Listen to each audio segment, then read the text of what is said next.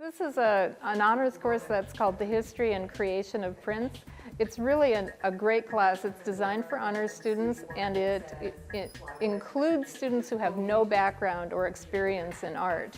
They come into the class and we learn about the history of prints. We have a textbook, we talk about the history of prints, but the great thing is that we also get them to work with the Albion College print collection, which is a fantastic collection. So they actually have hands-on experience working with Dürers and Rembrandts and Picassos. Then for the second half of the class period, they come downstairs and they make prints in the style that they're studying. So while they're studying the early prints that in the history part of the class, they're coming down here and doing wood cuts or linoleum cuts. Robin's working on a pronto plate, which is a lithographic process based on the notion that water and grease do not mix. So she's done this drawing using a permanent ink pen. I'm keeping the plate wet, and she's rolling a greasy ink on it. So the water is repelling the ink wherever there's an open spot in her drawing. I need to keep it wet, otherwise the whole image will fill in with black ink.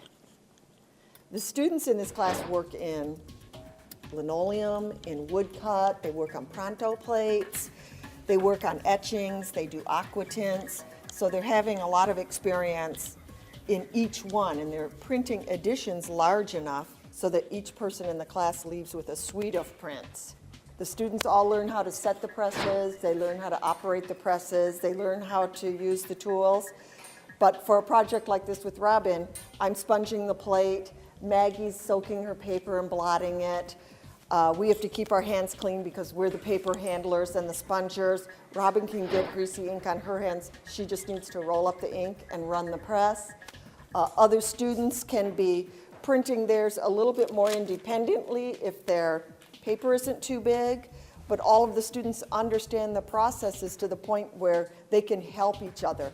So one of Maggie's jobs is to not only blot the paper, but peel off the print, go to the rest of the prints to determine if it's about the same inking quality. She'll come back and say, needs more ink on the right, needs more ink on the left, or she'll tell us that it's perfect. I would be one of the people that you consider not artistic coming in, like I would dub myself that way. But kind of really been surprised with some of the stuff that comes out of it. And being an econ student, I'm not in this building hardly at all, but now that I'm here, I'm thinking about taking some more courses.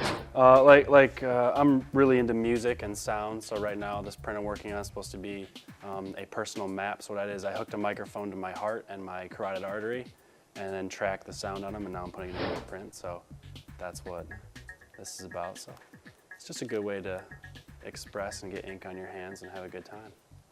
I absolutely love this class, and it's actually kind of a very interesting story of how I got into it, because I'm pretty sure I got the last spot. And after pulling some strings with that, I absolutely have no regrets on taking this class. Being an art major, it's really helped develop my skills as an artist in ways that I never thought I would.